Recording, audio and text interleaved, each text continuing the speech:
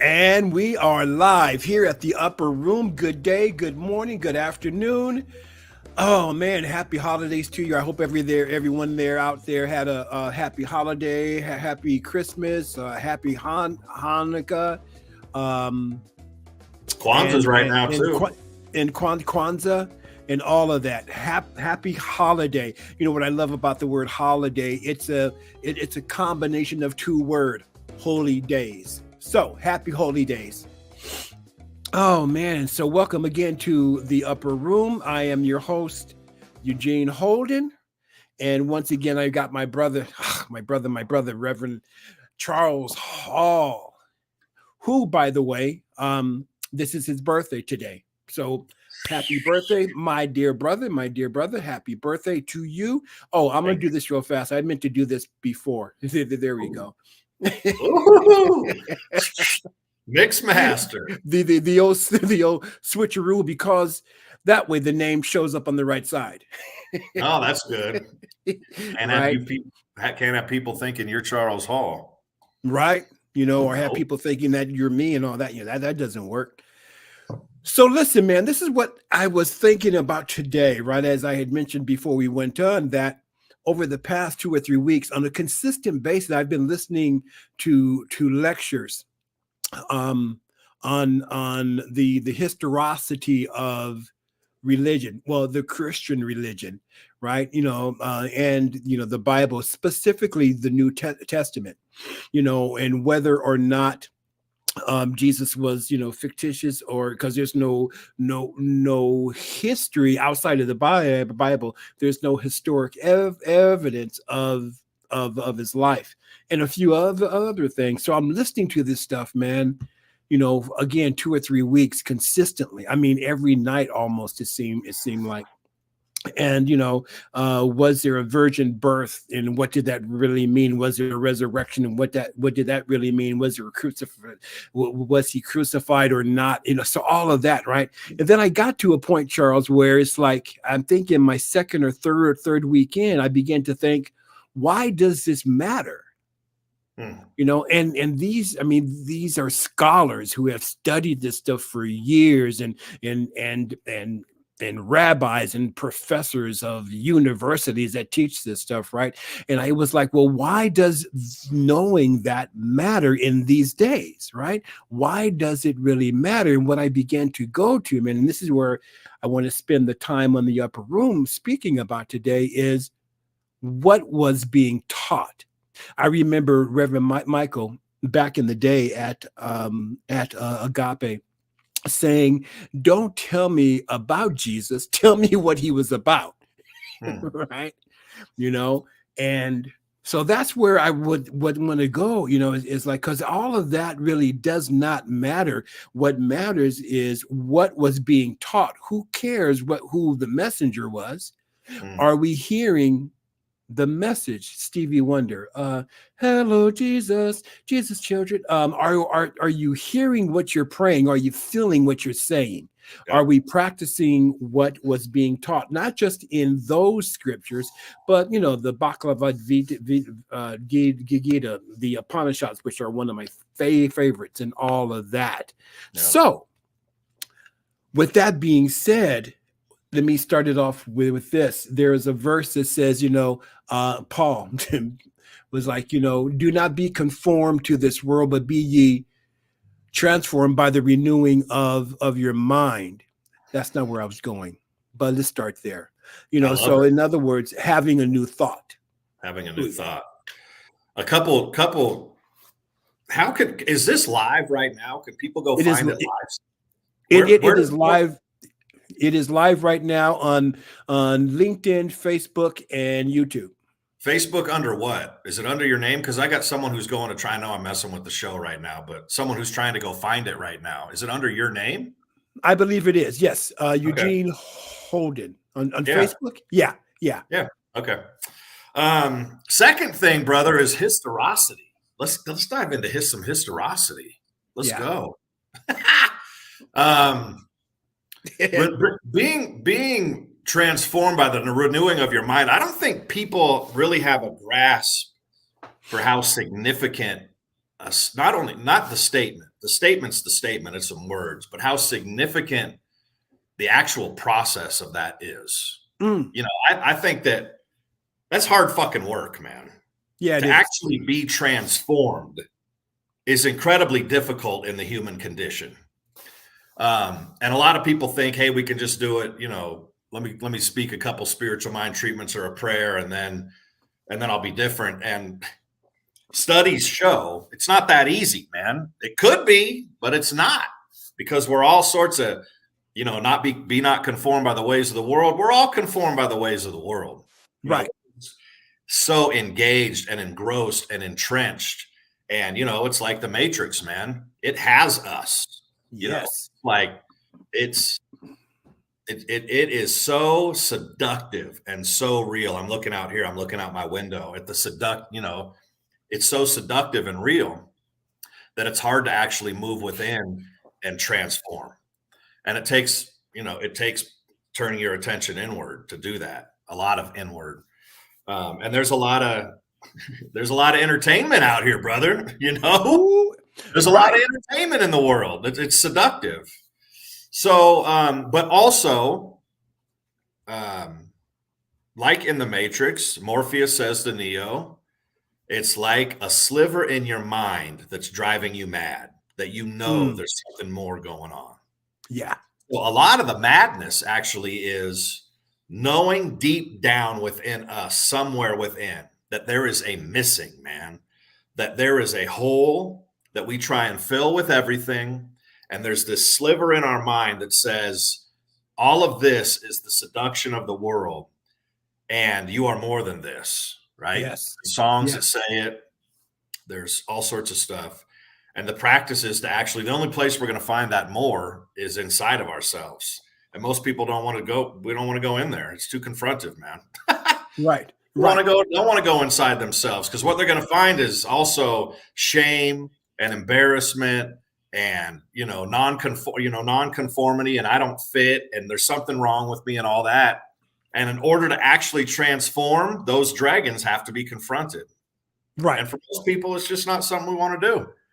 So we'd rather kind of, you know, limp along, kind of, you know, get by, always be in just some amount of pain, because we know that slivers in our mind that there's something more going on, but we're not really truly willing to do the work to transform. You know, like, how much work would it take to lose 100 pounds? A lot of work. Right. Right. You're not just it's the same thing with an inner transformation. So I'm not sure what, you know, what was the theme again? Like, don't care. Let's not what history said. We're talking about moving into practice of it. Right. Right. Exactly. So, yeah. You know, if folks really want to practice, there's things we need to do. And if you really want to do it, let's do it. Let's do it. And, you know, and you're absolutely right. It's an interesting, it's hard. It's kind of hard work to look at self. You know, I heard this thing. Oh, come on. It's in there. Yeah, it is. What's his brother's name from the rap group? Can't touch this. Nope. Not Hammer? No. Yeah, you can't trust this. Can't trust this. Oh, that's Public Enemy, man. Flavor Flav. Right. Professor Griff. I was listening Professor Griff. Yeah. Man, I was listening to a podcast that he was doing with Nick Cannon, which was a great show. Populating the earth all by himself. Right. And one of the things that Professor Griff said, that he got this from his wife, you know, because some people are into this thing of blame, right? And they're pointing the finger. And we've heard that old story, when you point the finger, you got three fingers that point back at you. But that's why I point like this, brother. That's why I point. Yeah, it's as you point like this. you don't close your hands. But that's an interesting thing, right? Because if our hands are closed, we can't open up to grab the gift. I like that. Yeah. But he was saying that his wife told him blame stands for because looking at me ain't easy. So let me blame everyone else. Let me start looking out to the world. And there is this guilt and the shame that goes on, but that was also created from outside. The powers to be, whoever they are, built up this construct that we have to be this way to belong. We have to look this way to belong. Women have to have this kind of shape to be liked and stuff like that. So looking at self, is kind of hard because it doesn't conform to that sliver that says there's more to you than this. And with what you, so there's all this input coming in, right? Look this way, behave this way to fit in with the world. And yet unwavering personal responsibility would say, no matter what the messaging is, I still need to tend to the garden of my mind. Right. I'm still the one that is jumping into agreement with that. I'm still the one that is saying, yep, I have to look like that. I'm still the one that says, yep, I have to eat that food, or I have to behave this way in order to fit. And every time we do that, we're a little bit further away from our center, from our essence. I'm not saying it's hard, man. It is so incredibly difficult. But spiritual circle people don't want to admit how hard it is, man. It's just throw it all to God, and all that kind of bullshit. And it's shit. That's faking your way through life, man. If unwavering personal responsibility still says that I am the one that's agreeing, the I within me is still the one that's saying yes to that proposition. Right. And hopefully through the teachings of Jesus, hopefully through the teachings of, the Bhagavad Gita and all, the ancient masters, all the way on down to our current brothers and sisters who are diving deep into their own soul and revealing a message for us, that we can find ways to say yes to what's really yes and no to what's really a no, and find that peace and comfort within ourselves so that we're living, we're in tune, man, with our essence. Right. Yeah. And getting to the point and having the courage to say yes to my true self, which means having the courage to saying no to something that does not, that's not in harmony with what my soul is saying, That's right. And because all of these things that we get attached to, that I love what you said, man, that we are in agreement with, all of these things are really distractions from who we truly are. Right. So then the job is on us. The onus is on us and us alone, our own personal selves, to be courageous enough to say, okay, what is it that really works for me? And to look at having the courage to step into who I really am. Do I have the courage to let go of the attachment of non-forgiveness? Let me say that again. Do I have the courage to let go of the attachment of non-forgiveness? Right. Yep. I'm not going to forgive them because they deserve my wrath, whatever it is. Right. Yeah. But that takes practice, man. Am I willing to let go? Am I willing to really step into I am here to be? Because one of the things that I've gotten over the years, man, is all of us are here to be brilliant, shining lights of love. Absolutely. However that looks, right? Here's the thing, right? Because this is the season of the holidays, right? The holy days. And as we begin to practice with ourselves first, being kind to ourselves first, let me forgive me first. And as we practice that, I love that practice of forgiveness, because it's not a religious practice. It is a human practice. It's for our human personality, because when we look at it, every religion, no matter what it is, has some form and teaches the importance of forgiveness, right? But having the courage to go within, to look at how I may have hurt someone by my words or by my actions, but having the courage to go, you know what?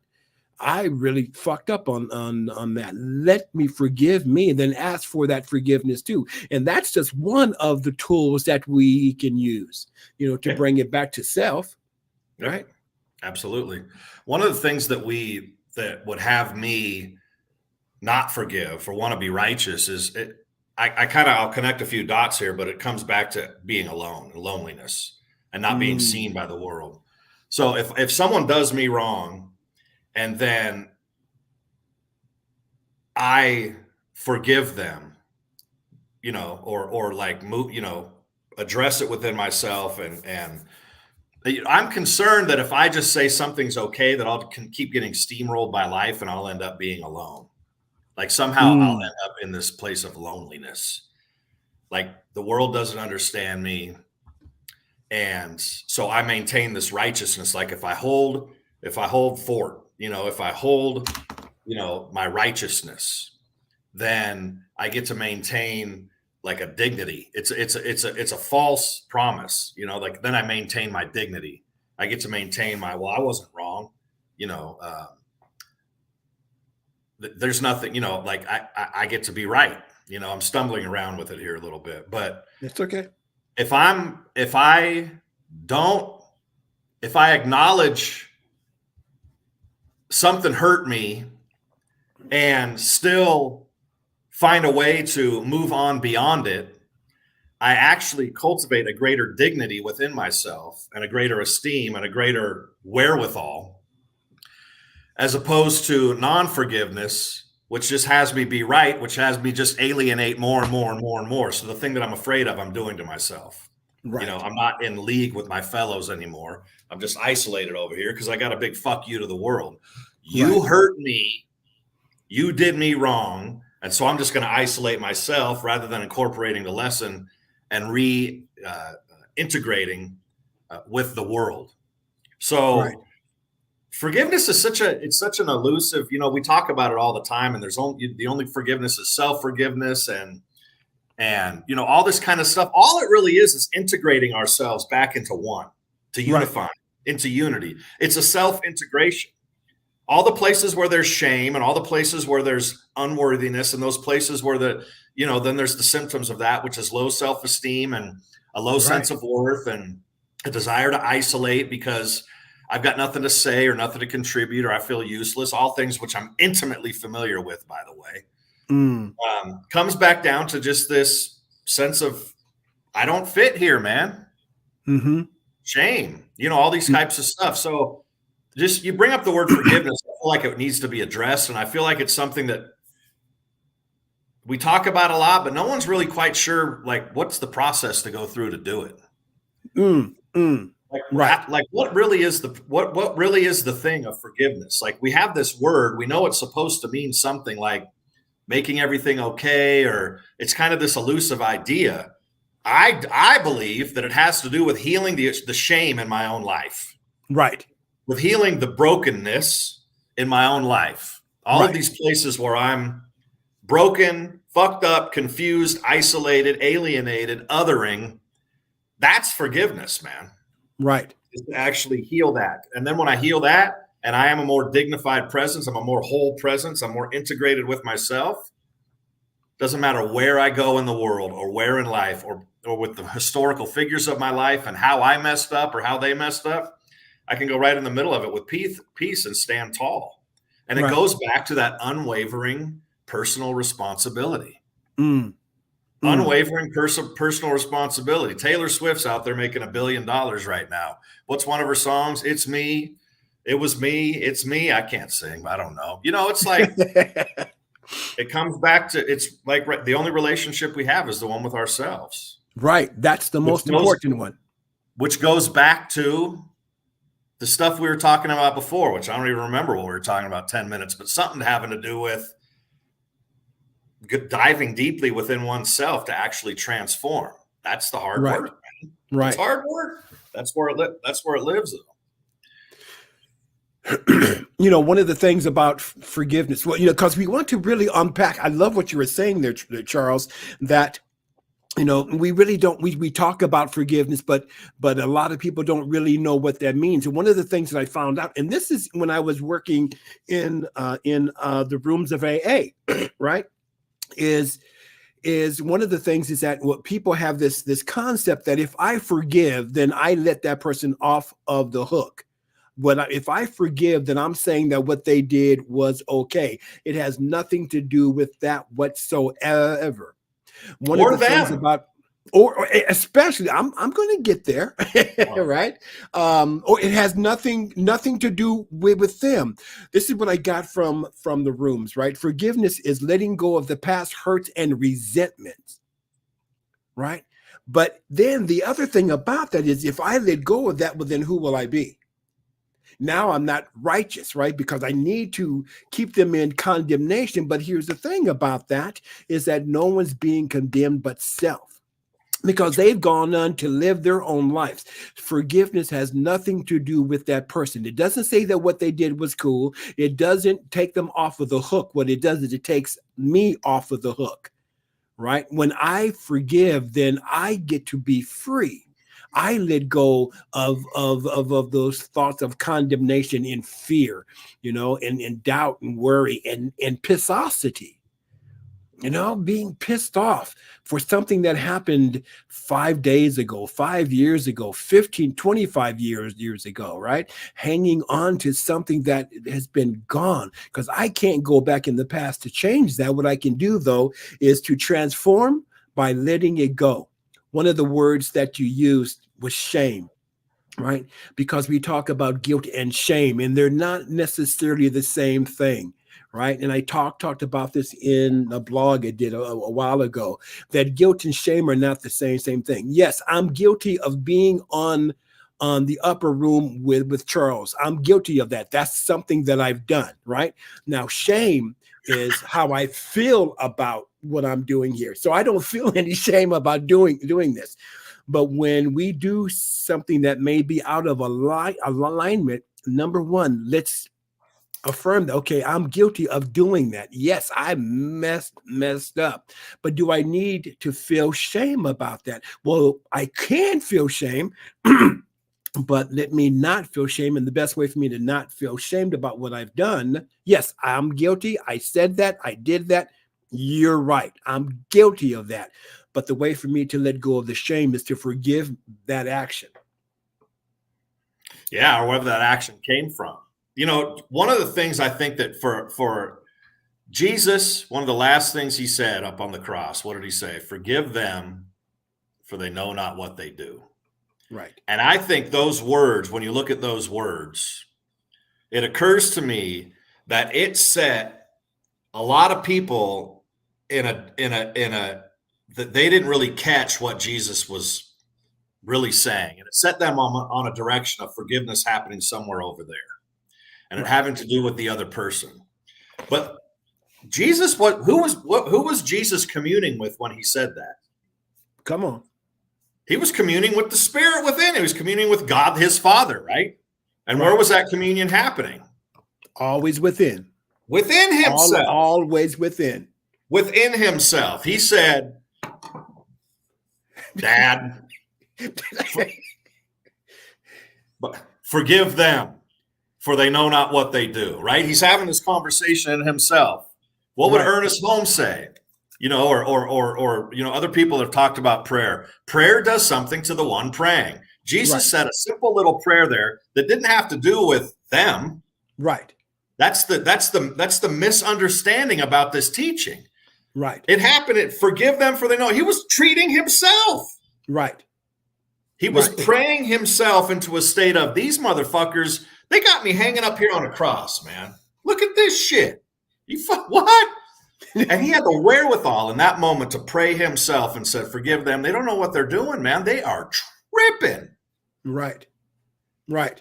But he prayed himself, man, to get his own mind and heart right. Right. He didn't say it to somebody else. Right. He said it he was in communion with the Spirit within himself. Forgive them. Man, how many times do I forgive that fucking asshole, man? He didn't know what he was doing. He's just tripping. He's tripping bad. But what does that Yeah. do, man? The prayer happens right here.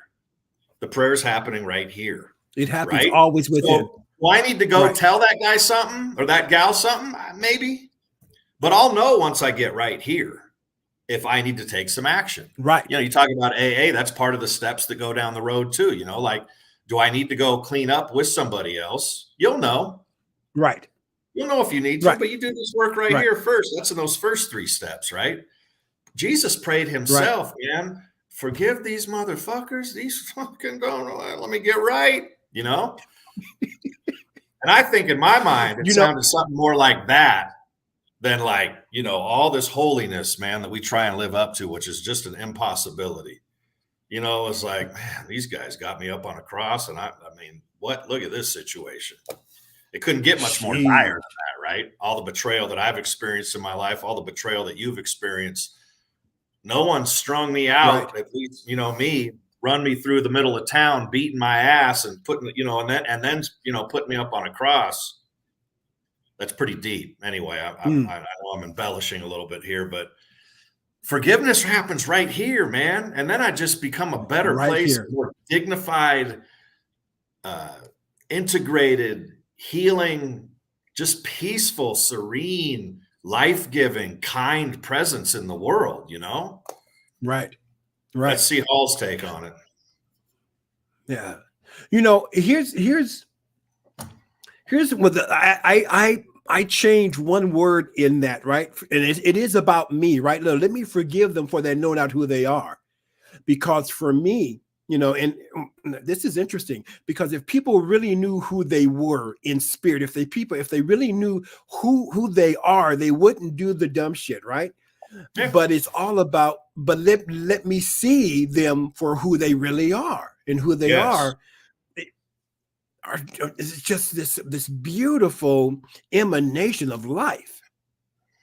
You know, going and staying with those verses. You know, Paul, where is that? Paul talked about have the same mind in you. May that mind be in you that was in Christ Jesus. All right. So I had to break through this one down, right? So his mind was about peace. His mind was about serving other folks. His mind was about feeding folks. His mind was about let me be of service. So let me have that mind so that I may serve. Let me have that mind so that I may forgive. But that takes that inner practice again. That takes a willingness for me personally to continue to go within and go, how may I be a better person? How may I transform my mind now so that I may see through the eyes of love? I may see through the eyes of peace. Right. Let me look at me first. I remember, man, years ago after messing up this relationship with this woman who absolutely loved me and scared me so much that I ran, not once, Charles, but twice. Right. And it was that second time where I had to have the courage to go, dude, what's happening with you that is afraid to be loved? That was the hardest thing for me to do, but that's when I began to change my life, was having the courage to look at me, to ask that question. What is it about you that's afraid to be loved? Mm-hmm. And I was like, whoa, dude, that's deep. But I did that work, and I continue to do the work, because I have to admit that there are times, man, where I just forget. I get sucked back into the distraction. Of course you do. I mean, that's where it's seductive. That's the whole practice, man. It's not, no human being's going to get there. There is no there. There is no there. There's no, you know, like it's the same as Christmas, you know, like Christmas morning comes and then here we are, it's December 27th, you know, okay. It happened again. Again. And again. We did it again, you know, and there's the buildup, and then it's like, there's the buildup. I'm praying, I'm practicing. Then there's a moment of, man, I see it. Like I see the interconnectedness here. I see the peace. I see the joy. I see that is my brother. That is my sister. And then I'm right back into, you know, screw that person. They did me wrong. You know, I mean, that's how it goes, man. And I don't care. I've had the blessing and the insight to be around some folks that, are the people that they're the spiritual masters of the day, and behind closed doors, brother, it is the same thing for everybody. Right.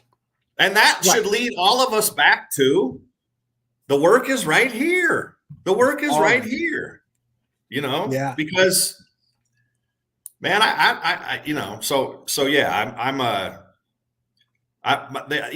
done church, right? I did church. Right. I started my own church. I did it for, a little under 10 years, and then I retired off from it. But it was always a place of friction inside of me, man. Like, if I ever do church again, if I ever go and do church again, it'll look so much different, man. It's going to be so much more real. It's going to look like, Chris Rock meets, a spiritual gathering kind of thing. It's going to look like Dave Chappelle. It's going to look like just Bill Burr meets, a spiritual understanding, just real talk. It's going to be Charles Hall meeting a spiritual understanding. Yeah. Rather than something else. And the point of all that is just the understanding that, man, this life is just such a trip, brother. Man. And to do that work inside is so incredibly difficult to confront ourselves, But every time we do, there's an integration that takes place. Every time we do, there's an understanding that happens. Every time we do, it's a little bit easier to see that guy as my brother as well. That guy is my brother as well. That girl is my sister as well. And to continue to integrate and to continue to feel dignified in all the places that I find myself. And so that's, whoever sees this, I know we're about to wrap up, but whoever sees this today, man, is just take some time every day to just turn your attention within and just do a little bit of work, do a little bit of exploration, just a little bit, Yeah. And starts opening some other doors, man. I love you, Eugene. It's my Sifu, man. I love you too, brother. my brother. Yeah, man. So I want to end it on this, going back to the teachings of Yeshua, Messiah. And again, I love the Bhagavad Gita. I really love the Upanishads, the Tao Te Ching, and other writings of Lao Tzu. Great stuff. But I want to come back to the teachings of Yeshua. And so they were asking him, what is the greatest commandment? He said there are 3, not 10. There are 3. The first is to love the Lord thy God. Call God whatever you want to call it, y'all. Call it universal intelligence, call it love, call it peace, whatever it is, right?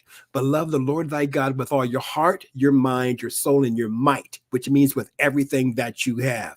And I love the way that this was put. And the second commandment is like unto the first. It's just as powerful. It's just the same. And that is to love your neighbor as yourself.